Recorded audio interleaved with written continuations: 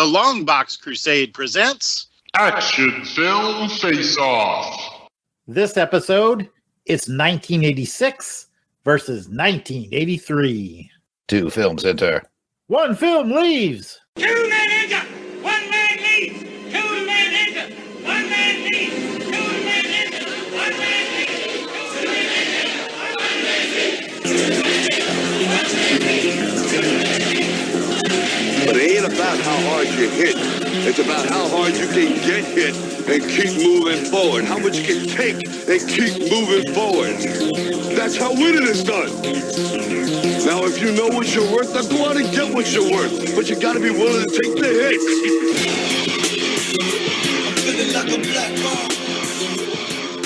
hits. Welcome back, ladies and gentlemen, to Action Film Face-Off, the show where two random years are selected. My brother brings an action film from one of the random years. I bring one from the other random year. Then those two films do battle using a variety of criteria, and a champion's going to be crowned by the end of this episode. I'm Jared Albrecht, the Death Probe. Some know me as the Yard Sale Artist. My co-host is my brother Jason. Everyone knows him as the Weasel Skull. We are both military combat vets who take our action seriously, but not too seriously. So let's have some fun on this episode, which we're kind of back to a regular style episode. I'd seen both of these movies. I think Jason had seen both of these movies. But we are still firmly in the 80s like we were last episode, but much more of a regular episode. We are going to score each of today's films on a scale of 1 to 10 in 5 categories. What are those categories, you ask? Well, they are the story.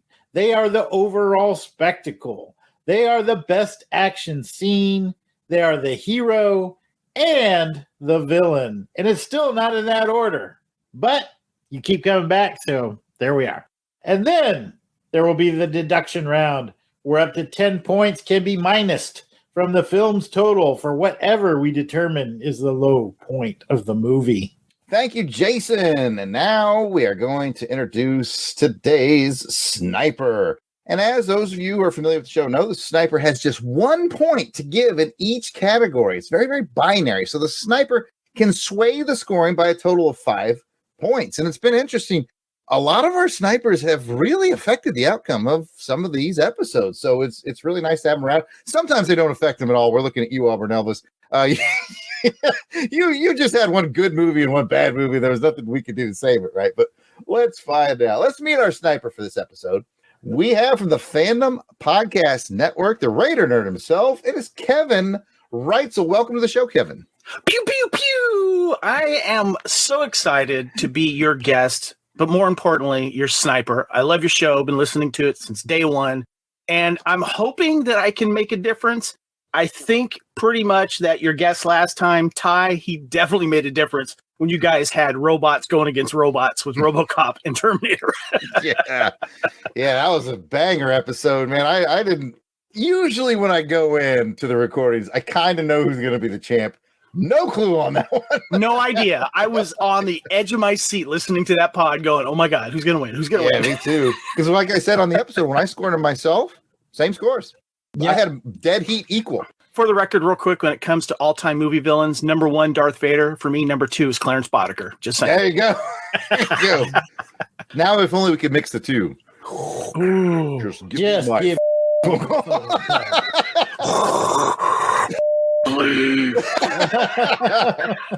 All right, Kevin. Now is the time where you reveal to our audience what your 3 favorite action films are going to be. So remember, Jason and I are judging you. That's all right. Well, it was really tough. I definitely have my number 1 and my number 2 set. It was at number 3.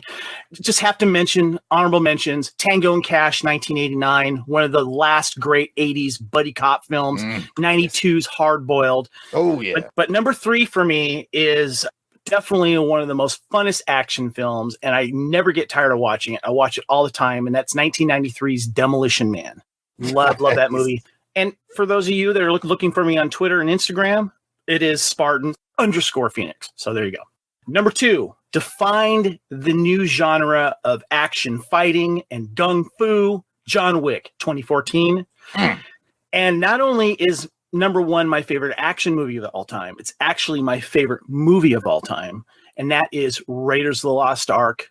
It has my favorite action scene of all time, and that is the truck chase scene. Never get tired of that. That movie is magical. And also, if you watch it, every 10 minutes, something is happening. And that movie is paced excellently, and I love it for that reason. All good answers. All correct. Well done, Kevin. Jason, you have thoughts on that? Just like we did Demolition Man, I think, didn't we? As one of our films. Yes, you did. Ooh, Yes, what, you did. what did it go up against? That's what I was trying to remember. Demolition Man. I hope it won. I hope it won. Oh, was it Demolition Man and Commando? Or I don't remember. Man, whatever. It was awesome. I love that movie too. Yeah, that was a great film. You see any cows around here? Is it cold in here? Or is it just me? All right, before we just all quote that movie to death. Oh, by the way, How much do it you was weigh? by the way, it did win. It went against 1977's The Sorcerer. Okay, the truck driving movie. Surprisingly good movie, but Man, 77 is so thin because nobody wanted to release anything after Star Wars came Yeah. out. Like, we had to dig, man, because we were like 77. We did 77 Star is Wars. basically Star Wars, Spy Who Loved Me, and the friggin' Sorcerer, man. Like, That was like watching, those poor generals go up against that other good basketball team, the Harlem Globetrotters. That's what that was. Oh my goodness. All right. Before our two films enter the video dome arena, we are thrilled to kick off this episode with special shout outs to our Crusaders Club members. The fine folks that have joined our crusade. They get early access to special Longbox episodes. They get to vote on show content and so much more. These are the folks that are reaping the benefits and giving so much appreciated support to the show. Thank you for being a friend. And look at Wolf. Auburn Elvis, Bill Beer, Blast it or stash it. Braxton Underwood, Clinton Robinson, Captain Entropy. Dave Collins, the Battle Wagon, Battle Wagon. Gary V, Gerald Green. Jason Keene, Jeremy L, Jim Jarman. Joe Thomas, John Watson, Jose Polo. Josh Strickland, Captivating Kathy Bright, our MVP, Monstrous Mark Hatherley. Maxwell Traver, Michael Wagner, Miranda W. P.D. Devons, Paul Hicks, Rick. Jeff and Rick present. Captain Rob Morgan, Ross Michaud, the Canadian Daredevil, possibly Kingpin, Ryan Daly. Samantha Maney, Sean Urbanski, Spidey 67. Steve Cronin, Tim Price. Tony Pennington. and Toronto Cop. He's part Canadian, part man. He's all cop. Part man, part maple syrup. If we miss you on our list, we apologize. Please keep in mind we record these episodes well in advance of release. So if you're a recent edition, we'll add you soon. But no worries if we missed you. Just let us know. Send an email to contact@longboxcrusade.com and we'll get it straightened out. And you might be asking yourself, how do I become a Crusaders Club member? Well, it's super easy. Go to patreon.com/longboxcrusade. For as little as $1 a month, you get access to the amazing world of our Crusaders Club. Come check it out. All right, enough of the chit chat. Let's get back to the combat and learn a bit about the film gladiators about to battle for your pleasure. This episode, I was assigned the year of 1986, and I have selected Big Trouble in Little China, starring Kurt Russell. Jason, what did the randomizer select for you? I got 1983 and put into our Videodome arena Krull, starring Ken Marshall. Well, we have a fine matchup for this one, folks. Now it's important to point out that this isn't Jason versus Jared or Jared versus Jason or Ken versus Jared and Jason. No. We each had to select from our assigned year. So I might very well like Jared's selection better than mine or vice versa. This is all about us discussing some beloved action films and coming to a consensus on which one is this episode's champion. So, Jared, where did you see your films? I watched Big Trouble in Little China on a Blu-ray that I found at my local Goodwill for $2, which made me very happy. And I watched Krull via my Plex server. What about you, Kevin? I also have Big Trouble in Little China on Blu-ray. I bought this brand new, though. Didn't get lucky and find it at Goodwill. $2. I had the Krull DVD for years, but then I upgraded to the, I don't know if you remember when Walmart was selling these cool alternate, like retro VHS slip covers for movies. I don't know if you remember that or not. And it's basically a slip cover that goes over the Blu-ray, whatever the newest Blu-ray is. And there's like some really cool VHS kind of coming out of it look to it. But then there's these cool like rental stickers that you remember from back in the day. This one says sci-fi, but it also says, warning, this video cassette will melt if left in the car or in the sun. I remember that. Funny enough, though, I put the Blu-ray in my Blu-ray player. All I could get was just push play. I can't reach any of the special features, or nowadays when I like to do with subtitles in case I miss something. But luckily I saved the DVD and I put it inside. So I watched the DVD instead. Still looked great. Still had special features on it. So there you go. Oh, man. So you left the Blu-ray in the sun? Is that what happened? Yeah, apparently it didn't work. I couldn't reach any of the special features. So I just watched the DVD. Still great. The DVD was still good. So awesome. All right. Just not rewound. So that's going to cost you. Be kind, rewind. Well, let's see. I, too, scored a copy of Big Trouble in Little China. I was a big spender. I got it for $3 at the Walmart bin. You know how they have those little bins that they put out $3? Yeah, big spender over here. And I had the Krull DVD for years, so I watched my old Krull DVD. So that doesn't help anybody find any of these things streaming. None of us watch them streaming. Unless you have access to my Plex server, because that's how I watch Krull, which is just a rip of the DVD that I put on there. You know what, though? Spoiler warning. We're about to get into it, folks. So if you've never seen Krull or Big Trouble in Little China, now's your chance. Pause the podcast right here, and we'll be with you on the other side of this musical break.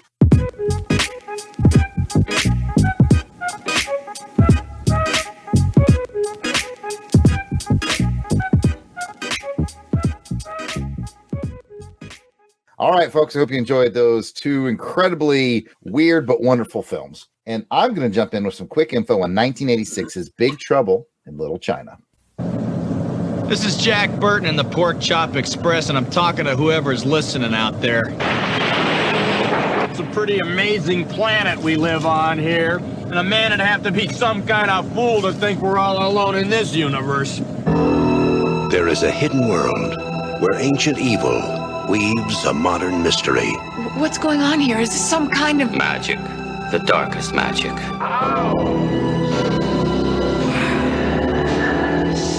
They call it Little China. Finally, we shall bring order out of chaos.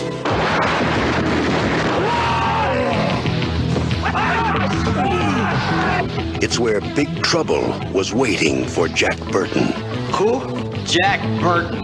Me. Jack? Jack? Jack! They told him to go to hell. You make one move. And that's just where he's going. Somebody, I don't care who, tell me what is going on.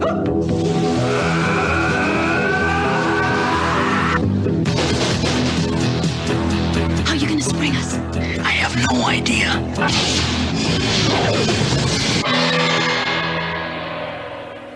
Your cast and crew is as follows. It stars Kurt Russell, Dennis Dunn, and Kim Cattrall. It is directed by John Carpenter. This might be his only film. I'm not certain. If He's all right. He's done.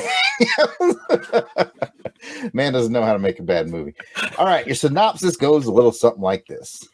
Well, trucker Jack Burton is trying to collect a debt that his buddy Wang owes him. And in the quest to collect said debt, Jack finds himself in the middle of a Chinatown gang war and an ancient battle of good and evil that will determine the fate of the Earth and possibly the universe. And if I go into it anymore, the synopsis will just turn into the entire movie script. So that's all I'm giving you. If you guys haven't seen it, that's all you need. It's bonkers.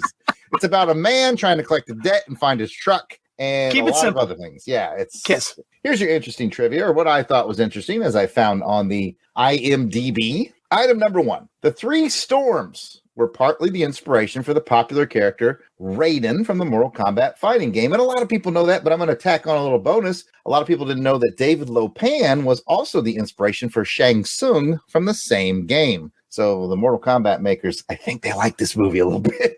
Yeah, there was no partly ballet. That was a ripoff right there.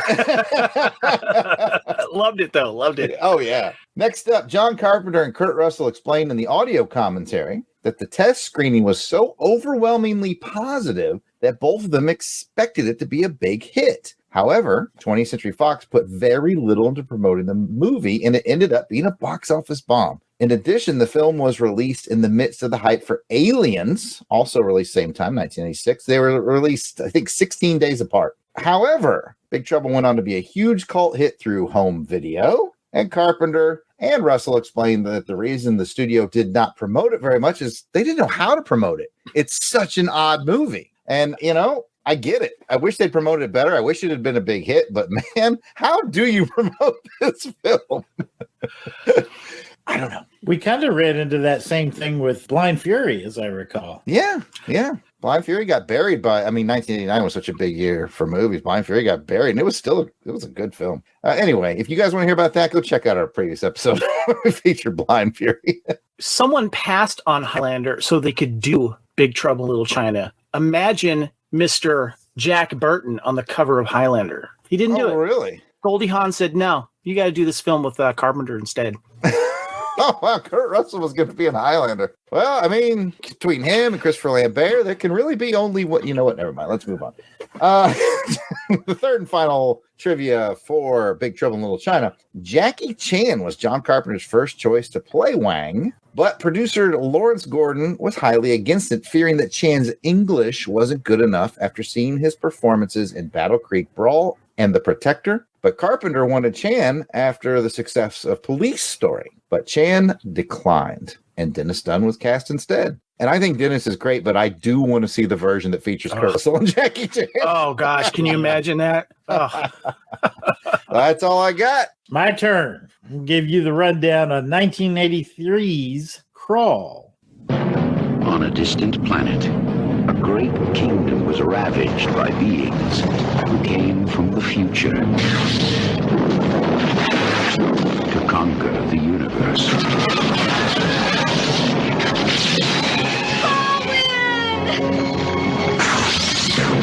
Now, the only survivors follow a doubtful seer and a throneless king.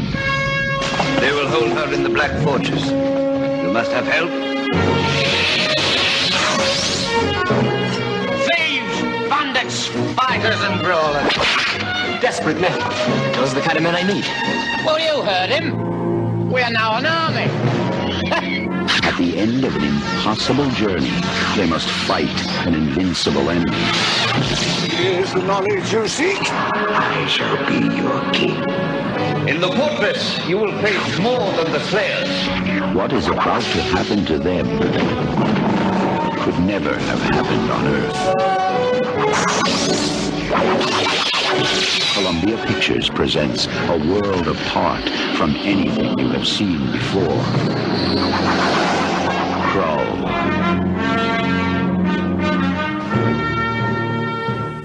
The cast and crew included Ken Marshall, Lysette Anthony, and Freddie Jones, and it was directed by Peter Yates. Synopsis goes a little something like this. The beast has come from the void of space to conquer the world of Krull. Opposing him are two rival kingdoms coming together through the marriage of their children, Colwyn and Lisa. Before they can conclude the wedding ceremony, however, the beast and his army attack the celebration and kidnap the bride-to-be. Colwyn teams up with a motley crew that includes a seer, a wizard, and a group of escaped convicts in a desperate race to free his love, slay the beast, and liberate his planet. My pieces of trivia include, number one, the movie was expensive to produce and occupied 10 sound stages at Pinewood Studios. This included the largest 007 studio,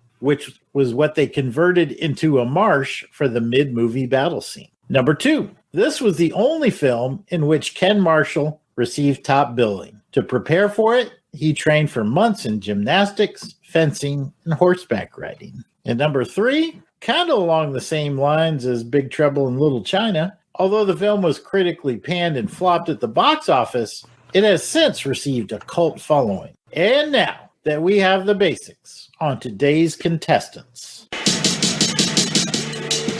Ladies and gentlemen, Test your might. let's get ready to rumble! Fight. It's a street fight, Okay, folks, it is time for the action. Now, real quick, let me remind you of the game within the game, which is Match Game. There are 2 films with 5 ranking categories, which means 10 possible matches for Jason and I. I don't know his scores. He doesn't know my scores. So, hey, place your bets. What's the match going to be on this one? Also, speaking of scores, let's look at our score barometer. Hey, if we give a movie a 5, that means it's average, it's fine. It's what you'd see on a pretty decent made-for-TV movie. I don't think we're going to see any 5s in this episode. But, you know, they go up there, 6, 7, 8, 9, 10. You got yourself a fine film. 4, 3, 2, 1. You got yourself in Quartermain and the Temple of Skulls, I think. Basically what you got. All right, It was a blind mission. Hey, I don't judge you. It was like half the fun was watching that movie, man. Like, okay, they made this. I love bad movies. That's my thing. Anyway, now that we've covered all that, let's get into round 1. And round 1 is the story.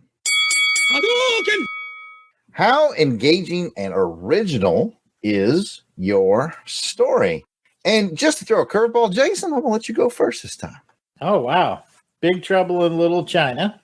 I think overall it was a very interesting story. I like how it started out. I like how it introduced the characters. The plot moved along quickly. It had a very unique, you and I talked a little bit about it before the show, where we have kind of 2 fantasy fairy tale-esque stories. But this one had definitely an Asian theme set in San Francisco. You had Jack Burton is kind of the stranger from outside the world, but so comfortable in his own skin that he kind of fits into it. And you're seeing the story through his eyes. So I think overall, the story was pretty fresh, unique, and seemed to borrow a lot from Chinese mythology, Chinese mysticism. And I enjoyed it quite a lot. And I'll just wrap it up there. All right, Kevin, your thoughts on the story of 1986's Big Trouble in Little China? Wonderful world building and mythology in Big Trouble in Little China. That's aided, obviously, by the costumes and the sets and everything. But it was a very well told story. You felt like you were just following them along in these wonderful little action areas and learning as you're going as well, not just about the villains, but about each other. And it's a very eclectic group of heroes when you kind of think about it. Just going in, it's like if any one of you and I were just kind of hanging out, we just got sucked into this, you know. I really enjoyed the story. You started to care for certain people, and it really made the villains interesting, and every single one of them. So I really enjoyed it. Absolutely. You know, we've used the term, I think, on the show, or maybe not the show, maybe somewhere else along Longbox, but we've used it negatively. And I'm going to use the same term for the story of Big Trouble in Little China, but I don't mean it negatively. We've used the term, it feels like a 12-year-old is telling you a story, right? But in this case, like, let's say it's a 12-year-old who's in the talented and gifted program, right? Like, it just kind of goes on like, oh, and by the way, there's a monster. And oh, by the way, there's like this floating eyeball thing. And oh, by the way. Or it's your favorite grandfather telling you a story to kids because he has to simplify it to make it fun. I'll go with that. It is that in the best possible way to me. All right, let's talk about the story of 1983's Krull. Jason, back to you. Well, again, we have kind of this fantasy, almost fairy tale element. Very black and white, good versus evil. The evil just literally falls from the sky and starts conquering this planet. True love is the only thing that can defeat this evil. Of course, the quest element is to go and rescue said true love and slay the beast. So it's pretty cut and dry. Get you from point A to point B to point C to the final battle. I think the strength in this one really lies in the wide and diverse group of characters that are introduced along the way. The thing that really strikes me with this one is, you know, there's some young superstars. We got Liam Neeson, Robbie Coltrane is in here. But everybody else is kind of like, I don't know if I've ever seen this cat in anything before or since. But they all do so well. And they all just interact so well together that I think kind of hats off to the director and just to the chemistry on this set. So story's kind of cookie cutter, move you along, but the characters really make it interesting and entertaining. Well said, Kevin. What do you have to add to that? I agree. It is cookie cutter. It's I saw an early review of this that it was Excalibur meets Star Wars.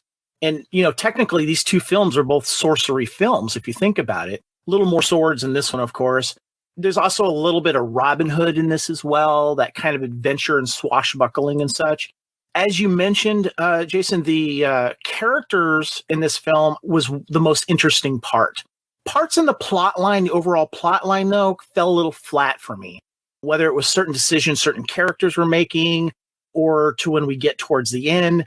The thing that kind of really stood out for me was that the Cyclops is like, no, I'm just going to stay here and die.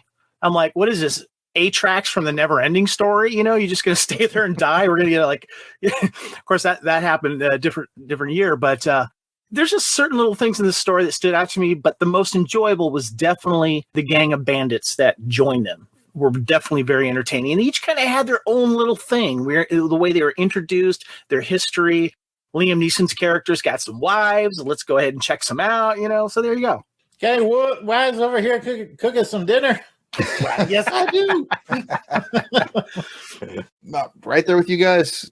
Krull definitely does have that Excalibur plus Star Wars vibe. And like you said, Kevin, I think some of the plot points sometimes do fall a little flat. I'm always entertained by okay, you got to go get the glaive. So I climb a mountain and I put my hand in some lava and here's the glaive. Okay, so anybody could have gone and got a glaive at any given moment. I got thoughts on that later. Okay, we'll talk about that later. Then there's some things that just stay with me, like the point where they go to the spider's web. Spider's web scene's kind of cool. So it's a roller coaster for me as well. But with that, I guess all we have left to do is score them. So Jason, let's double back to Big Trouble in Little China, 1986. The story is pretty creative. I feel like you probably rewarded it as such, and you gave it I gave it a 7. Yeah, I thought it was well above average. A great creative story. Very unique. 7 for me. All right. I was slightly more taken with its creativity. I like bonkers stuff. This is a bonkers story. So I gave it an 8. Moving over to Krull, 1983, scale of 1 to 10. Jason. Well, just for the story itself, I gave it a 6. I think it was, like I said, kind of cookie cutter, but the characters and the sets kind of bumped it up to just a little bit above average. But yeah, a lot of the same elements you see in a Star Wars, or if you see in Excalibur, or you see in Robin Hood, or things like that. So, but yeah, solid 6 for me. Again, this is going to be one of those episodes where I was just maybe in a better mood than Jason. I have it at a 7. The small things added up that I really liked, elements of the story, the spider web portion. For some reason, I think fire mares are really cool. And I don't know. It just had enough creativity to bump to 7 for me. So now we just have to go to our sniper, which is our good friend Kevin. He's got 1 point to give. Which movie had the better story for you, Kevin? When I look back at Krull and Big Trouble in Little China, the problem that I have with the story mostly sits with Krull for me. And it's kind of a pacing issue, which I think has a lot to do definitely with the story. There was a little too much people going places and climbing things. The music is really what kind of keeps you going a little bit. This movie was 2 hours and 1 minute. The story should have probably edited about 20 minutes out of people just walking places, And when you get when you get into Big Trouble in Little China, hour and 39, 40 minutes, edited really well, moves. And the story was every corner you basically turned with the characters. You were with them. And so I'm going to give my sniper bullet to Big Trouble in Little China. Sounds good to me. And that is the end of round 1. Well, that brings us to round 2. And we're going to talk about the hero. Dead or alive, you are coming with me. The hero, as well as the supporting ensemble that supports the hero, as the case may be. Let's talk about the hero for Big Trouble in Little China. And we'll start with you, Kevin. All right. Big Trouble in Little China. Now, technically, It's the heroes duo, if you look at it. You got Wang and you got Jack. I'll tell you right now, Wang gets overlooked. Everyone talks about Jack. The reason why is because Jack Burton has swagger. He's got these great one-liners. Plus, what's really interesting about him, he's just a guy. He doesn't have any background in special forces. He's not an ex-cop, ex-CIA. He's a truck driver. And, he's got some great lines, like Margot says, "Are you going to spring us?" And Jack says, "I have no idea." And then, when Jack opens the door and sees the hatchet guys, closes the door, we may be trapped. But I got to tell you, he has one of the best lines, one of the best moments when he says, "No, I'm not going to kiss her goodbye." That was either just cool as or maybe cooler than Han saying, "I know." Mm-hmm. Mm-hmm. Good points. All very good points. Yeah, we all love Jack, but yeah, Wang was carrying more than his weight during that yeah, give movie. Wang some credit. Yeah. Mm-hmm. His chi was off center. His energy was all out of balance. Jared, thoughts on Big Trouble Little China? Well, luckily for you guys, I feel kind of invincible right now. Not scared, really. Kind of invincible. Okay, Kevin's absolutely right. This movie is meant to be more of a duo movie. So when I do the hero, it's going to be a combination of Wang and Jack. And it's so beautifully done because, like you said, Kevin, everybody remembers Jack because he has absolute swagger and confidence in himself, even when he shouldn't. And that's what makes him wonderful. That's what makes him fun to watch. Because if you watch the movie and you really pay attention, he contributes almost nothing to the whole thing. You see the movie through his eyes. He is the audience because you're getting absorbed into this whole wild world along with him. Much like Winston is the role of the audience in Ghostbusters. Like you're getting brought into this wild world through Winston's eyes, really. Because he's the normal guy. He's the audience. And that's who Jack is in this.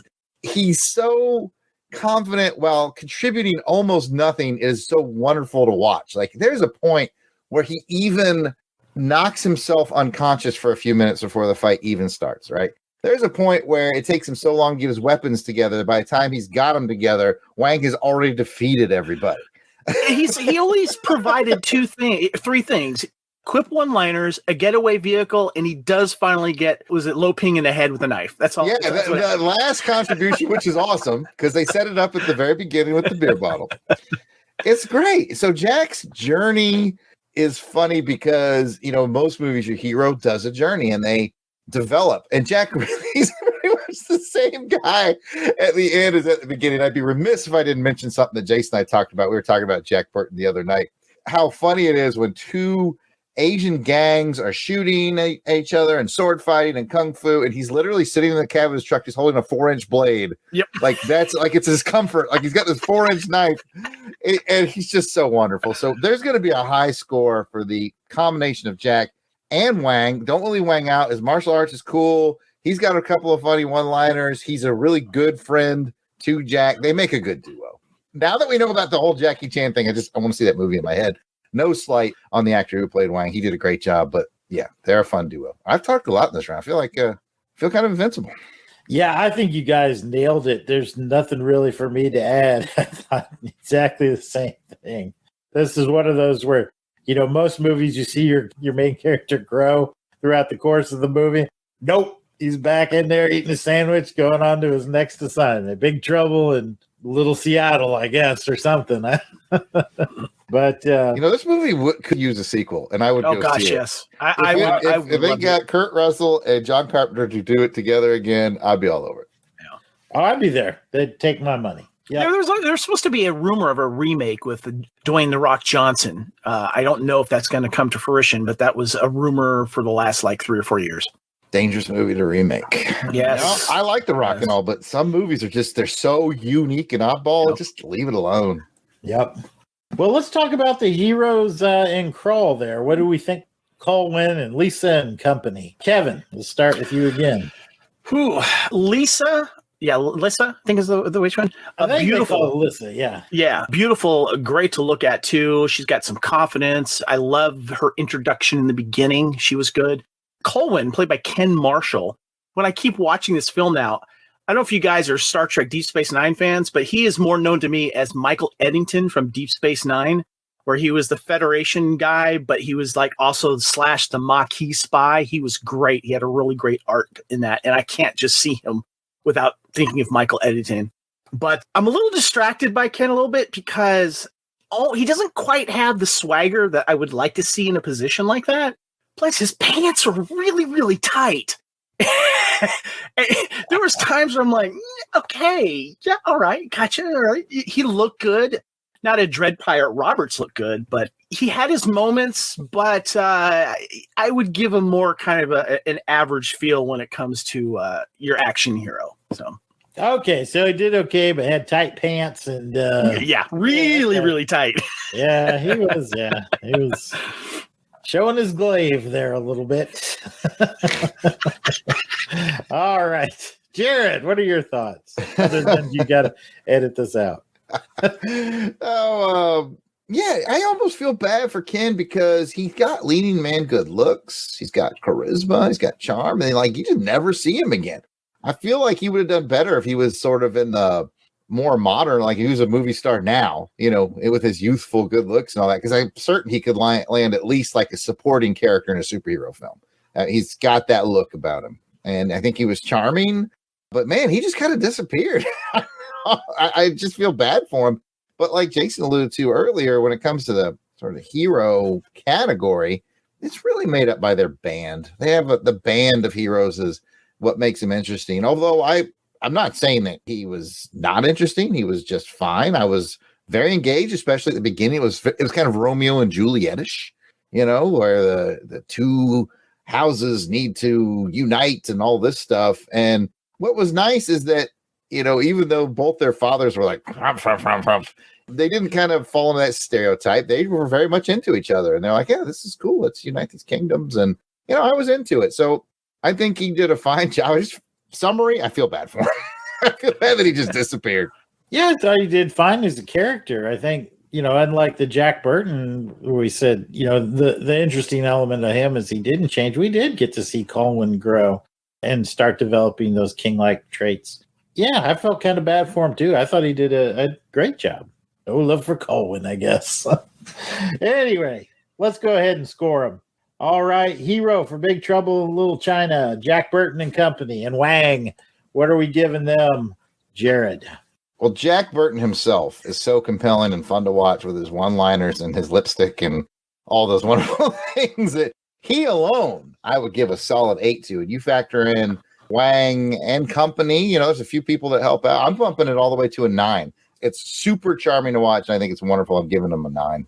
Yeah, I must have been in just a little bit worse of a mood than you, because I was just one underneath and an 8 for all the same reasons. I thought, man, so entertaining, so much fun to watch. Peek behind the curtain, I had just watched it maybe a month ago as I was going through my Blu-rays in alphabetical order. So I was like, do I really need to watch this again? And I put it in. I'm so glad I did, man. It's one that you could just kind of rewatch over and over. So, well, what about Krull? What are you giving Colwyn and Krull? Even though I like Colwyn a lot, he's about a 6. But again, you factor in his crew, that gives it a bump up, as Delvin would say. And I'm going 7. Yeah, it sounds like we finally bracketed the target here, because that's where I landed Colwyn myself. Gave him a 7. So that just turns it over to the sniper and see who's catching the bullet on this one. Do me a favor before the sniper goes and just say the words match game. Match game. There we go. Match game. There we go. Sorry. Oh, boy. All right. Take it, Kevin. It's interesting when you look at both of these heroes, they have a great supporting cast of all their own little quirks. And when you look at Krull, they're all really fun to watch with their own little things and their weapons and the way that they kind of approach, the battles and such. And then you look at Big Trouble in Little China, and, even though not all of them are fighting to a certain degree, everyone, the women, everyone's just doing a great job in there. But when it comes down to it, though, when you look at Jack Burton, and when he's so confident in everything he says and kind of, he's taking control, you're trying to wonder if he's doing the model of fake it till you make it. If he was, I couldn't pinpoint it, because he just always knew. He was just always saying, look, this is what we're going to do and blah, blah, blah. And he just stepped in there. And sometimes you just need someone to do that. And he carried that so well. So I got to give my sniper bullet to Mr. Jack Burton. Fair enough. All right. Well, we've got round 2 wrapped up. I'm going to pass it back to Jared for round 3. Now, this really pisses me off to no end. Round 3 is the villain. How memorable is your villain? How menacing is your villain? All that good stuff. And I think we'll have Kevin go first on this one. Let's talk about the villainy of Big Trouble in Little China. Kevin. Oh, I've got stuff here. This is fun. I've been looking forward to this. Let's just call it Lopan's gang, I guess you could say. Love these guys. I want to give a shout out, first of all, to a couple of guys. Stuntman, villain extraordinaire, Jeff Amata, but more importantly, one of my heroes of all time, Mr. Al Leong, one of the Hatchet Men. For those of you who don't know who Al Leong is, he is the candy bar eating terrorist from, of course, Die Hard, Genghis Khan, and Bill and Ted's Excellent Adventure. When you see him come up, you know stuff's about to go down. But the bad guys are great in this. I just absolutely love the bad guys in this. They all have time and moments to shine. Facial expressions, too. A lot of fun. Love the villains in this. You just got to say the gang, I guess. Yeah, you do. You do. It's this is going to be a summary, a synergy round, I feel. Jason, he's left a lot for you to talk about because there's so many more gang members. So feel free to expand. Well, you have the women that they fight on the bridge. Yeah, the ninja women. You got the Jim Henson puppet villains with the monster dude and the floating eyeball. There's just all kinds of crazy stuff. But for me, it's Lopan, man. Lopan just carries the show. Jared and I were talking about it. This scene where he's like, "You see this? This is stuff that pisses me off." So, this really pisses me off. This all pisses me off to no end. I was just rolling on the floor, man. And then, as he's floating around and like phasing through furniture, he's got the mind control things going on. Oh, he's just magnificent to watch. So, yeah, I think, Kevin, you said it great. It's just a great menagerie of villains. And they certainly help hold up their end of the film. Jared, don't you usually have like a certain actor that pops up and they'll bump up a point because he just happens to be in the film? No, I've done that before. Yeah, well, for me, it's Al Leong. I love this guy. He's got such a great look. And so, yeah, there you go. To make you even feel better about it, Kevin, I watched this movie. We were visiting some friends over the weekend, and the majority of the gang all went to play a board game, and only 3 of us stayed to watch the movie. Myself, my son Jordan, this is one of his very favorite movies, and my friend Jeannie, who'd never seen this before. And as soon as she saw him on screen, she was like, "Is that the candy bar guy from Die Hard?" I was like, yes. You are correct. Yes. So anyway, yeah, just a great team. I mean, we went through both of you guys, and nobody even really touched on the 3 storms, which are another huge part of it. Oh, gosh, yeah. There's so freaking much. All right, well, we'll get back to score that in a minute. Let's go back to 1983 and into Krull. And Kevin, what do you think about the villainy there? It's kind of weird. Okay, so we got the Beast, who is living in the castle that moves. Great concept, by the way. I did want to shout that out. I love the moving castle. Great idea. Then we've got his Slayers, and I really like the look of the Slayers. The costumes are really cool. I like the fact that they have those staffs that shoot things. Kind of reminds me of the villains in Stargate SG-1, the Goa'uld. They have those staffs that shoot the weapons and stuff like that from Stargate. Just overall look is great. The only issue I have, though, is that the Beast itself, I wish I kind of gotten a little more of a person that you could see, not just, you just kind of see faces and claws, and it's almost like he's kind of sitting back in a chair and just doing like armchair fighting a little bit. It was kind of weird that way. When it comes to the Slayers, they were very slow. It kind of reminded me of like the Centurions in Battlestar Galactica and stuff like that. I wanted to see them do a little bit more actions and just menacingly like walking around slow with the staffs, though. But they looked great. They were really, really cool. Yeah, definitely. I think that's a good assessment. Let's see what Jason has to add. No, I completely agree. It took a lot of what I was thinking.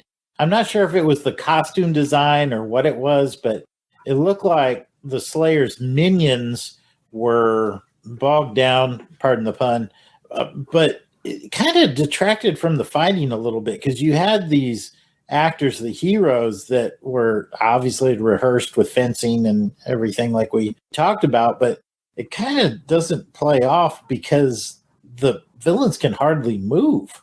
I noticed that in this watch.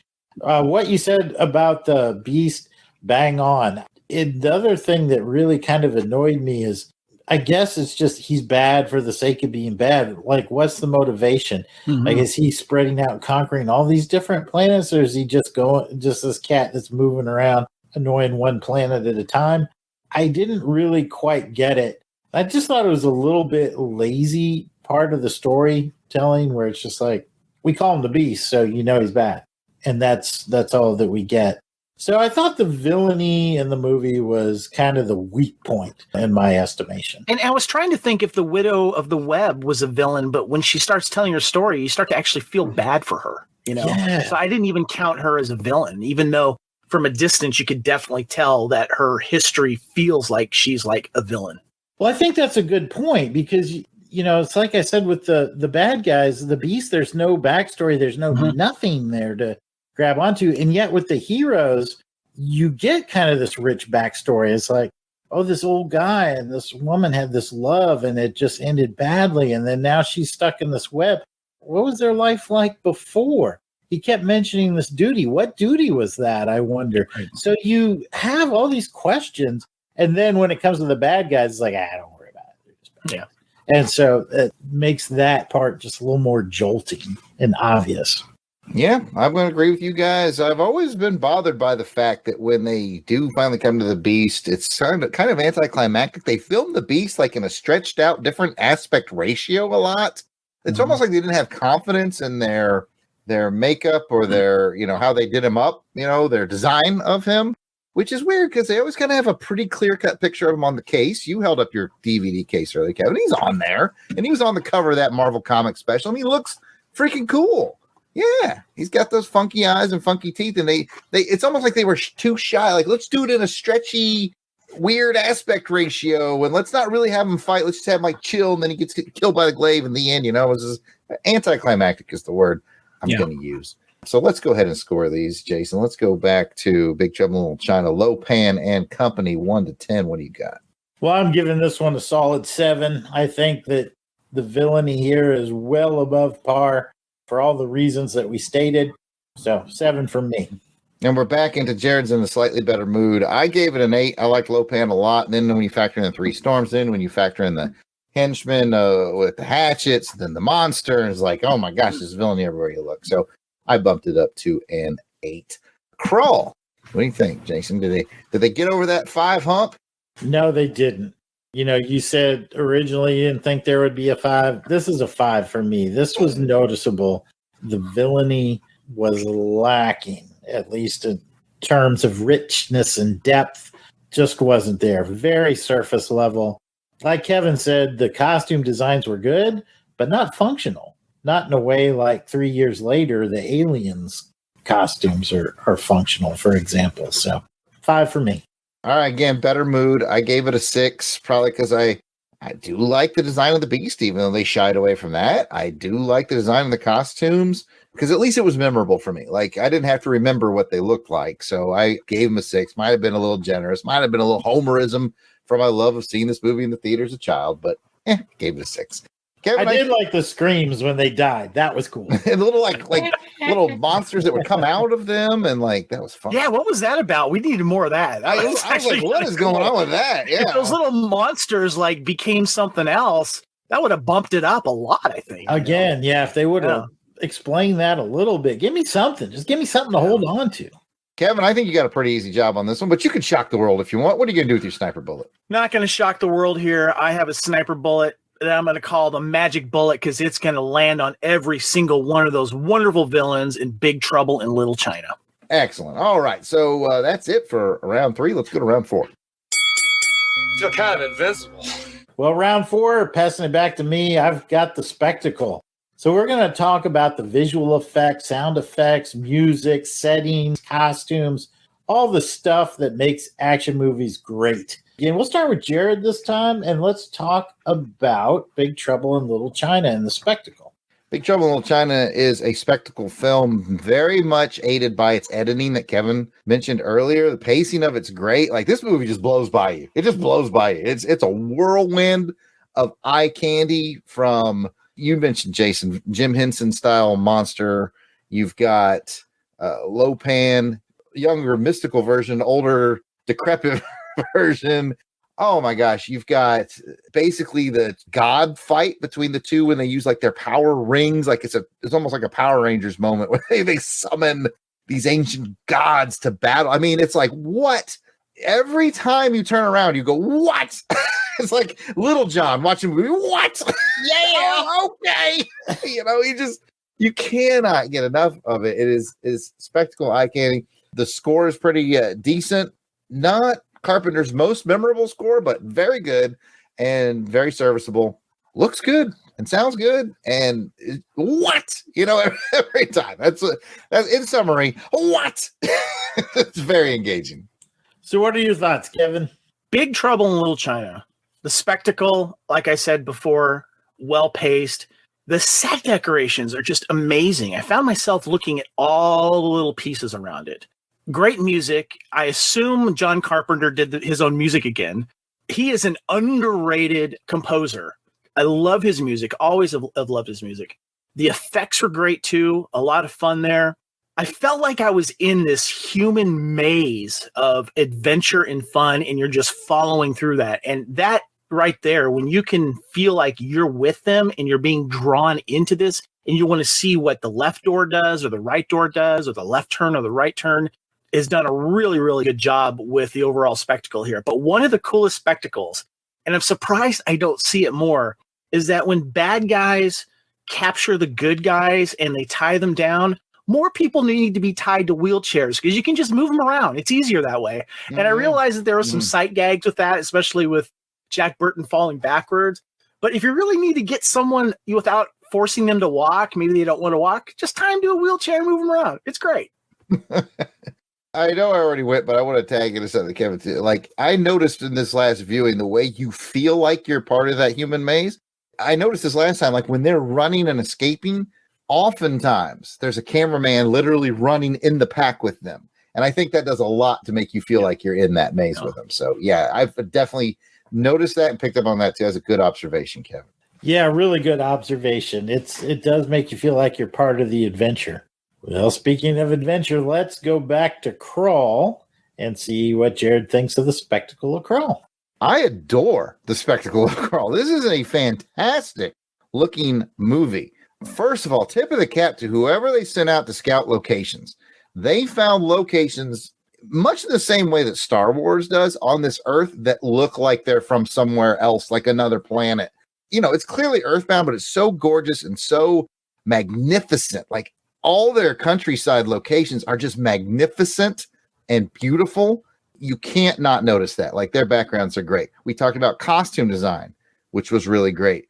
Even with the limited 1983 special effects, yes, clearly there was some rear projection going on with fire mares, but the way they execute fire mares is so freaking cool. The way they execute their model work, Jason and I both noticed that this was Derek Medding work. This is the guy who makes James Bond work on this. I gotta admit, this may be its highest score category for me because I think it just looks great. High praise indeed. Kevin, agree, disagree? Any other thoughts? Like you said, the location scout guy did a great job here. It's beautiful. It really, really is. I love when you go to exotic areas and you film, especially with those Clydesdales running through that ravine. Awesome scene. And I really think, too, that the practical effects were a lot of fun in this as well. The special effects towards the end, you kind of touched on a little bit, Jared. That's where it kind of falls a little bit for the spectacle a little bit, where they did that, inside the castle, they had some great sets and stuff like that, which I thought was cool, especially when the floor opened up and some of the guys fell through. That was really neat. However, like I said about the pacing of it, what really helps is the James Horner score, which was absolutely wonderful. I don't think James Horner really done a bad score. He's really good. And he's done a really good job, too, at not plagiarizing himself as well when it comes to doing a lot of films. And he really knows how to set the mood, set the scene. When you see our hero climbing and stuff like that, whether the scene is taking long, you got that music to help guide you through, which I think is really, really good. Great observations. When you hear the name James Horner, the first thing I think of is Star Trek music. What about you, Kevin? Do you feel, is that what you think? Definitely. He's definitely has his niche there. He's really, really good. When you look through his IMDb, it's amazing. And I remember we did a podcast on Culture Clash where we talked about a lot of famous and impactful composers, and he was definitely at the top of the list. Certainly. I don't know, Jason. I know you're not as into music scores, but if you had thoughts on James Horner, I didn't want to leave you out. Oh no, I'm with you. Bum, bum, bum, bum, bum, bum, bum, bum, bum, bum, bum, bum, bum. This is for free too. There you go. Whew, all right, gonna edit that out, I'm sure. It's staying in. All right, let's go ahead and score them. Spectacle, Big Trouble in Little China. What are you giving it, Jared? The most solidest of 8s. I think it's got a really good, strong Spectacle, solid 8. Wow, I am just like, maybe I just needed to be in a better, not watch it after work. Maybe that's what it was. I gave it a 7. And what about Krull, Jared? All right, this is Krull's moment. It also got an 8. I thought its Spectacle was just as good as Big Trouble's, but in a very different way. They're very different, but they both are very striking. So it also gets an 8, mainly because of the great settings and the musical score that Kevin really sold us on. Well, we don't have match game, but we have match concept. I gave it a 7, the same as Big Trouble in Little China for the exact same reason. All right, sniper time, Kevin. Who's getting the bullet? This was tough. This was the one where I was going, okay, this is where I think both of these films excel in. When it comes to spectacle, when it comes to Big Trouble in Little China, there's also a claustrophobic thing feeling with it, which is a good thing. But when it comes to spectacle, I like it when you can get outdoors. And I like it when you can show a beautiful countryside. And then also, they really use that set, the James Bond set. That bog set or that marsh set was pretty amazing, especially for back then. And that alone is pretty cool. This was really, really tough, I'll be honest with you. But I found myself more looking at all the details and the costumes and the other little things when it comes to quick editing and such like that. I gotta give the sniper bullet to Big Trouble in Little China. It was close. That was a tough one. Mm-hmm. Lots of sniper bullets getting sent to Chinatown these days. All right. Well, let me pass it over to you for the best action scene. Get over here! Yes, round 5, Jared's fake round. I want to welcome everyone to round 5, best action scene. And it's really going to get thrown back to Jason. He's going to break down the action scenes from each of the films. We're all going to pick our favorite action scene, and then we're going to double back and score them. And Kevin will fire his final bullet at the very end of all of that. So anyway, Jason, would you please break down the action scenes for us from Big Trouble in Little China? Well, I've got 3 action scenes here, Jared. The first is the alley fight and the subsequent chase for them to get away. The second is the infiltration and then the subsequent sex slave rescue. And then the third is the wedding raid when they go to stop Lopan from marrying the green-eyed women. So, I don't know. I guess, let's see. We could call the first one, this here's a story of Jack and Wan fighting in the alley with fists and hands. Even your made-up ones on the spot are pretty decent. Sex slave rescue, me rescue you long time. Give you a solid maybe on that one. And then wedding raid, green-eyed with envy. All right. So of those 3, Jason, which one was your favorite action scene? Oh, gosh, it was really tough. I mean, all 3 were so unique. They had comedic elements to it. I'm going to go wild and go with the alley fight. I thought that the very first scene with them just busting caps, going to knives, going to swords, going to sticks, hand to hand in the alley, and the subsequent escape, I think it set the tone up for the movie right from the get-go. The other 2 are excellent as well, but for me, that one sucked me in right away. So I'm going to give it to the alley fight. Strangely enough, Jason, I'm going to do the same. It's one of those ones where I think I would score all the fights about the same score. Yeah. But I really like that one because from the moment I watched this movie for the first time, I was in high school and I got it from the the library on VHS. When I watched that first fight scene, that's what hooked me. I was like, what is going on with this movie? And it was just a great hook. So I just still get that feeling when I watch it. So I'm going to go with you on that one. No slide on the other two. I think, like I said, I think I score them all the same. It hits my heart a little more for that first one, because the first time I watched the movie, it blew me away. Kevin, what was your favorite action scene? Definitely the opening alley fight scene, because that told you what kind of ride you were going to go for in this film. The tension inside that cab. The full-range blade. Exactly. and Wang just saying, don't say anything. You could see yourself inside there going, what would I do? Especially that scene where they look in the mirrors, the rearview mirrors, and they see what's coming behind them. Mm-hmm. I mean, what are you going to do? You're not going to start your truck right then. You're going to try to be as quiet as you can. And it gets you in on most of the main villains. The appetizers, I guess, of villains that you're going to get here. And it's just great. And my buddy Alion just makes, a great entrance in that. And machine guns, you start firing gunfire, and then all of a sudden it just goes to bladed weapons and blunt weapons. It's great. It's interesting too, because up until this point, you don't really know what kind of a movie it is. Is this going to be some sort of seedy back alley gang crime type of martial arts film? Well, yes, and because and then it lets you know that it steps it up a notch, because all of a sudden sorcery comes into play. Right. When these guys land and they got these cool outfits, you're like, oh my God, what's going on now? Yeah. And then you're like, oh, I am entering a whole new phase of this film. Yeah. It's my favorite dude. He was in the Black and Red Gang. I call him Asian Cowboy. He had 2 6-shooters, and he was he's like my favorite 6-shooters too, man. Yeah, he had like bandoliers. I don't know why I always remember him, but he's one of that guys. You see him in a lot of those films where he plays that. But yeah, give him the double 6-shooters. That was great. That was great. All right, Jason, break down the action scenes for us, please. And Krull, I'm imagining you're going to be at 3 again, but I'm just guessing. No, you're absolutely right. I think you've basically got 3 set action pieces. The first one is the villainous raid on the wedding and the fight that ensues there when Lisa gets kidnapped. Second one about midway through, where you have the fight scene in the swamp where they get ambushed. And then finally you have the castle raid where they have to make that desperate attack on the castle before it vanishes and moves to another location. And then all kind of subsequent shenanigans that take place inside. So that's kind of the 3 that I've broken it down. Don't really have cool nicknames for this one either. I guess wedding, Beast invitation. Like, did my invitation get lost in the mail? I don't know. Swamp fight, crawl through the mud. Crawl through the mud. All right. I started drafting one up for this one. I said, this is where Liam Neeson gets taken. That's where he dies. Ridiculous. Ridiculous.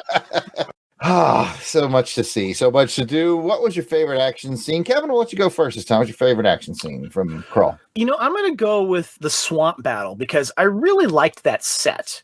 What I loved about that set, too, is that they utilized it very well. I mean, if you would also consider the quicksand, or in this case, the slow sand action scene a little bit, a lot of tension there. And it was really good. And this also alluded to everyone's fear of quicksand in the 80s. That was such a thing. It was everywhere. Looking at the quicksand everywhere I went. Yeah, but I like that scene. I like the way it was shot with the Slayers, and some good fighting scenes there as well. You get to really kind of see, this is where the bandits really kind of got a chance to shine as well. Yeah.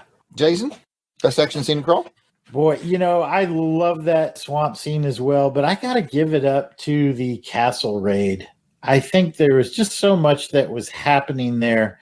And to me, one of the most poignant parts of the film, and we talked a little bit about the Cyclops and the tragedy of the only thing that he can see in the future is his own death. And if he tries to avoid that death, then he'll have a brutal, painful death.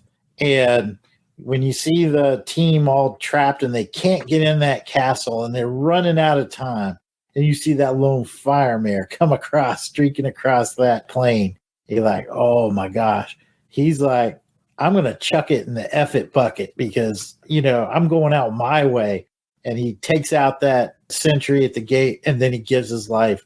holding that gate until it literally crushes him to death. One of the most agonizing ways to go. But what bigger hero than my man, the Cyclops, in that movie? So that's why I'm going to pick the castle raid. Yeah, I tell you what, when I think back on it, the most memorable part of any of the action scenes is the Cyclops sacrifice for me too. So I will give the slight nod to Castle Raid, but I feel the same way about it as I do about Big Trouble. I like all three of the set pieces. I like I think we talked about how the bad guys were a little stiff and all. I think their best moment in action is actually the first scene. That scene, they have the best sort of mesh of a good choreographed fight between a lot of different people. I noticed too, because the set, it was really conducive for that, because there was a lot of fighting like on stairwells and things where you didn't have a lot of room to maneuver anyway. So there was no need to maneuver them around. But that's a really good point, Jared. Yeah. And then like Kevin said, the fight in the bog is definitely cool and a little more everybody gets a cool moment type of. Anyway, they're all great, but I'll join you on the final one just because when I think of that movie, one of the first things I think about is the Cyclops sacrifice. So yeah. Anyways, nothing left to do but score them and get at that final sniper's bullet. So Jason, going back to Big Trouble in Little China, all three of us like the opening scene. On a scale of 1 to 10, what do you give that opening scene? I'm giving that one a 7. I think it was a solid kung fu action opener with lots of comedic elements and tension. You know, was it the best choreographed martial arts fight scene I've ever seen? Does it rate up there with like the Raid or anything like that? Probably not, but it was well above average. So I'm going to settle on a 7 for me. All right. If you guys have been waiting for another match game, it has arrived. I also scored it a 7. Like I said, I'd probably give a 7 to all of them. I thought they were all, better than average fight scenes. All right, Jason Krull. We both liked the ending battle. You liked the tune-up. Pound, kiss for the Cyclops. I'm going to give it a 7. And we match game for the third time. I also gave it a 7. I thought it was a strong action scene and lots of fun. And our sniper, Kevin, loaded up that final bullet. Which movie has better action scenes from your point of view? Gonna go with Big Trouble in Little China. I chose that opening alley fight as my favorite because it was just a great way to open up a film. But it was consistent throughout the rest of the film. All these different little fights that you had mentioned, Jason, it just, like I said, all of them were fun. Even the end fight scene, when guys started flying around and then you got the monsters coming in. And I have to give my sniper bullet to Big Trouble in Little China. Ooh, it looks like a clean sweep of bullets going to Big Trouble. It got the full clip, man. It got the full clip. That's one of the charms of Big Trouble, though, like Kevin was alluding to, is like it gives you this table setter, and then you get the impression that like nobody ever said no to any idea for the rest of the film. Yeah. Well, we could add this. Okay. Well, we could add this. Okay. Why not? And there was also a great selection of weapons used in that film as well. True. Which made it even a lot more fun to watch. Even a scene where they're all swapping weapons. Yeah. It's like John Carpenter started with like a bottle of whiskey and started writing a script. And then he had just, he was nearing that bottle by that third scene. Just drinking it down. Man, this thing needs some Muppets. Well, that's the end of round 5. So I'll hand it to Jason for round 6. Put the knife away and shut your mouth. All right. Hate to go negative, but round 6 is the deduction round. This is where we can take points off of the film for anything that we find lacking, things that make us go, things that take us out of the film, reduce our enjoyment of it. And we'll go ahead and start with Big Trouble in Little China. Jared, are you going to take any points off of Big Trouble in Little China? Don't you dare. Well, here's the thing, Jason. In past episodes, we've called this the round for the ridiculous. Well, the movie is ridiculous, and that's its selling point. It's supposed to be ridiculous. So no, I'm not taking off anything. Bless your soul. I'm not taking off anything either. What about Krull? Are you taking anything off there? There again, no. I'm not going to take off anything from it. I mean, it's Krull. It's like it's so much its own world. There's nothing really that you can really break reality because it's its own reality. So no, I'm taking anything off from Krull. I think it's just fine the way it is. But no, I'm not taking anything off either. And the sniper doesn't get to take anything off. But Kevin, do you have any airing of grievances that you would like to do at this time? I do. I actually have one for each film. I'm going to start with the obvious, and that is Krull, the glaive. The glaive was highly underutilized in this film. And this film is a cult classic just because of how the glaive looks and it flies. It is one of the coolest looking weapons of all time. One of the podcasts that I co-host is with my buddy Kyle called Culture Clash, and we touch on all kinds of pop culture, but we have fun segments. We got a fun segment where we go back and pick a Hall of Fame and a topic, and we pick our top 7. And one of the ones that we picked, best movie weapons of all time. And we picked our top 7. And my buddy Kyle picked glaive as number 1 for him. It was in my honorable mention. But as I'm watching this movie again, I think it's a little overrated now because, first of all, he stopped from using it, and he's told you will know when you need to use it. I'm sorry, but he should have been slashing that thing around all through the film. It should have been Indiana Jones's whip. Maybe it could have had some fight. Should have been just like exactly. Just like that, maybe it could have had like a charge where you can only use it a certain amount of time, so it's not this unbeatable weapon. But it really needed to be used better. And then at the end, it gets stuck in the bad guy, I guess, and he's trying to use the force to bring it back, and you're like watching it going, he's going to get it back. He's going to get it back. And he doesn't. And it just like dies with the bad guy. And so that's my big grievance with Krull is that the glaive is really underutilized. And I really wanted to see more of it. That's a good point because when we were kids in the 80s, after you saw this movie, every time you picked up a Frisbee, you were pretending it was the glaive. Yeah. We had that arrow bead, remember? The arrow bead? Yeah. It's like I said, it's such a legendary looking weapon. And that's what really kind of carries, I think, this cult fandom of Krull is the glaive was such a great weapon. It's like, yeah, but really doesn't use that well. So it's a beautiful prop. Yes, it is. My one point of contention, and trust me, when you watch Big Trouble in Little China again, you're not going to let it leave you. I'm sorry, but Jack Burton's moccasin boots, I know they were hot for a hot minute, but I can't get past moccasin boots. They never looked good on any man I ever saw that wasn't Native American. I love the fact that he had the little knife hidden in it. That's great. But he needed some real trucker boots, some actual like cowboy boots or maybe something a little more thinking. But every time I saw him running around, I just can't get past the moccasin boots. Sorry. Doesn't do it for me. Yeah, I don't think they're very fetching either, but I don't know. I just include it in the movie's wackiness. Yes. That would be my first question if I ever met Kurt Russell. Why moccasin boots? Moccasin boots. It's another fashion choice that I always remember from that film is the dude at the airport. He was in the Asian gag and he had the white sunglasses with just the slit. Yeah. Man, it's gonna be tough to see through that. Yeah, that was like a Devo throwback there. So, any other fashion faux pas we want to throw? But no, that was it. That one just bugs me every time. All right, that brings us to the end of our official rounds. All right, folks, don't worry if you haven't been keeping up with the math at home because we do that for you here at Action Film Face Off. And first, you must know, we've already mentioned it, all of your sniper bullets from Kevin went to Big Trouble. It got all 5 of them. So clean sweep from the sniper. Now, as far as match game, 3 match games on this episode, just the 3. But when big finish there, we had 2 at the very end just to make it exciting for you. So 3 match games and 5 sniper bullets that all went to Big Trouble. And now, looking at the judges' scorecards, the winner of this episode with a score of 81 to 64 is Big Trouble in Little China.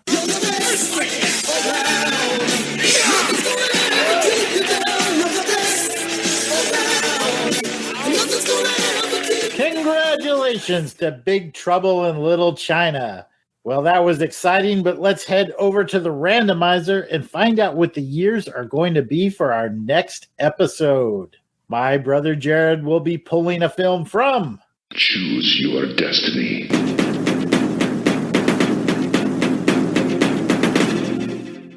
$1970. Woo, going back to the beginning, to the Genesis.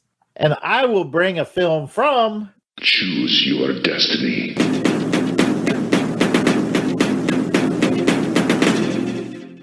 2002.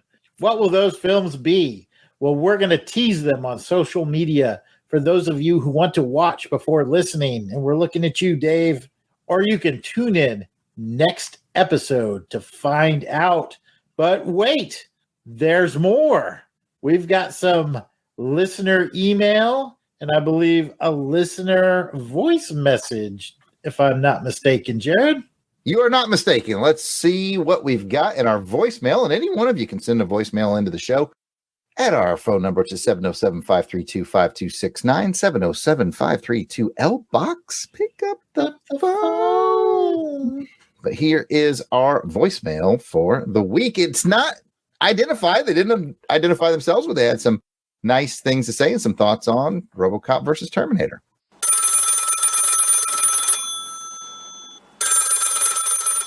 Just give me my phone call. Hey guys, love action film face-off the other day. The Terminator versus Robocop. Hadn't seen Robocop actually all the way through until this popped up, so got to watch it. Still think Terminator's the better movie, so yay team. All right guys, see you later. Bye. All right, we do love getting those voicemails, so remember, you too can send those in, get them played on the show at 707-532-5269. That's 707-532-LBOX. Pick up the phone. And we also have an email from a frequent writer-inner.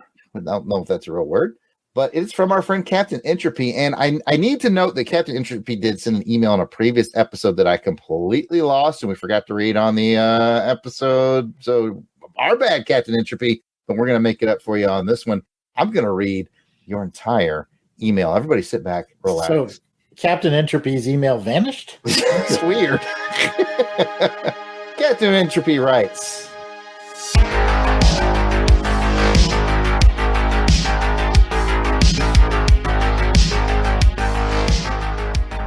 Jared and Jason, I found the film lineup and the learned guest from this episode very enticing.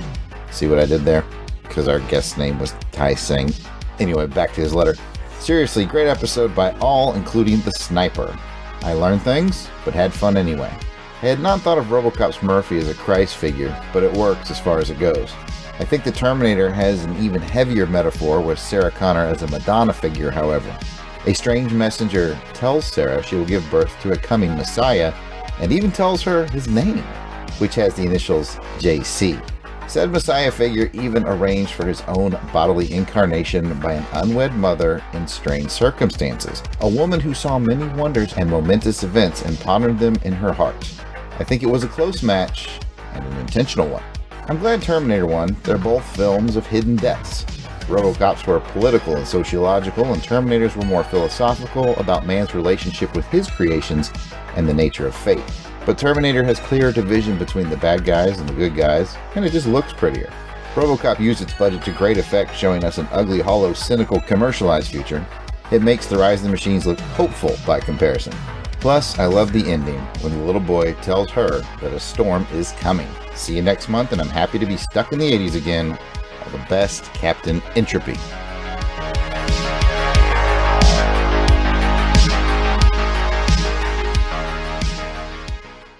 So thank you for sending that in. You deserved the whole thing to be read since we've missed your last one.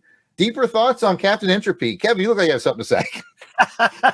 Very well said. And Tai Singh was great. That was tough to follow up, and I don't think I measured up to him, but great comments, especially that very eerie ending of Terminator. And you guys had a tough job, and I got to applaud you guys. That was a great show. Well, thank you. Thank you. And I have to applaud you because you were the one that told me about the documentary, which ended up linking me up with Tai Singh. So it all came full circle. That's so cool. That's cool. That was a great doc. Yeah, it was. I'm really glad you recommended it, and that I actually took your recommendation. So.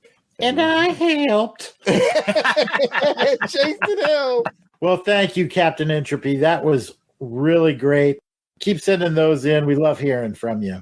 Well, that's it. Until next time, I'm Jason Weasel Skull Albrick, and you can find me on social media at Weasel Skull on Twitter or at Jason Albrick on Facebook and Instagram. You can find me, Jared Albrick, the Yard Sale Artist, a.k.a. Death Pro, at Yard Sale Artist. Twitter, Facebook, Instagram. It's all at Yard Sale Artist. You can check out my art at www.theyardsaleartist.com. Kevin, where can people find you and all your myriad of wonderful podcasts? First of all, you can find me on the Fandom Podcast Network. Our master feed is at fpnet.podbean.com. We have several shows on there that cover Star Wars, Star Trek. One of my favorites that I host is our Highlander Blood of Kings podcast. We cover the gamut, a lot of movie podcasts as well. And you can also reach me on Twitter and Instagram at Spartan_Phoenix. And yes, that is a reference, of course, to one of my favorite movies, Demolition Man. I love it. I love it. All right, folks, be sure to check out all the shows under the Longbox Crusade umbrella by subscribing to Longbox Crusade on Apple Podcasts, Google Play, all your finer catches, and some of the sketchier ones. You can also check us out directly at www.longboxcrusade.com. If you want to send a question or a comment or an email, you can hit us up at contact@longboxcrusade.com with those emails like Captain Entropy, or you can hit us at social media. We are at Longbox Crusade. Twitter, Facebook, Instagram is all at Longbox Crusade. And as previously noted, voicemails can be left at 707-532-5269. Oh, by the way, we also have a YouTube channel, also called Longbox Crusade. You can check out our live streams there where we just get silly and have fun and interact with all our friends in the chat. It's good times. So with all that said, thanks for tuning in. We appreciate you listening. Until next episode, keep your head down and your knuckles up.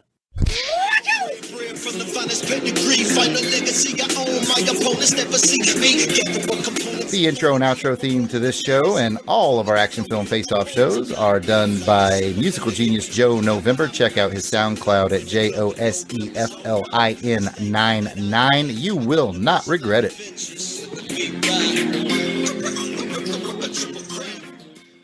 This episode also featured the track Cyberpunk Industrial Dark Synth Robot Parts by Carl Casey at White Bat Audio. I just realized I've never actually printed out my score sheet, Jason, and 41st episode is the first time I screwed this up. I got it right here. Oh, you son of a Do you have your scores on it for real? I do. All right, we're going to flip roles this time. You write my scores. You got a pencil? There you go. You are keeping track, my friend. Okay. Laurel! 41 episodes and I didn't print it out. All right, that'll all be do math, Laurel. We needed stuff for the outtakes anyway. Very simple. Okay. Alan's Quartermain. All right, unmute and bring him in. Jared, real quick, give me your scores again for I've been writing them down. Okay, good. All right. Son of a I knew I couldn't count on you. Oh, man, I failed. I've been putting them on the document itself. I've been writing them on because I was watching you. I was like, I don't think he's right. I'll see him moving. No, it just dawned on me. I was like, my train of thought went like, he sent every sniper bullet to Big Trouble in Little China. I probably should be writing that sniper bullet stuff down. I should have written down all the scores to this point as well. Well, the good news is I banked on your failure. The bad news is I banked on your failure. But we're good to go. Delvin says, bank on us to fail. You'll never, never go broke. I'll start doing math. Jason! I'll let you down, man. Never gonna let you down. I will do my math forever. I'll carry the one and deduce it at the end. I'm lying out of my butt. I'm gonna give it to Mountain Flower to do the math so we can get it right again. So if you've never seen Krull or Big Trouble in Little China, you.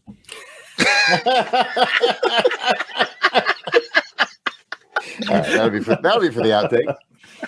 If you never Ron Burgundy there.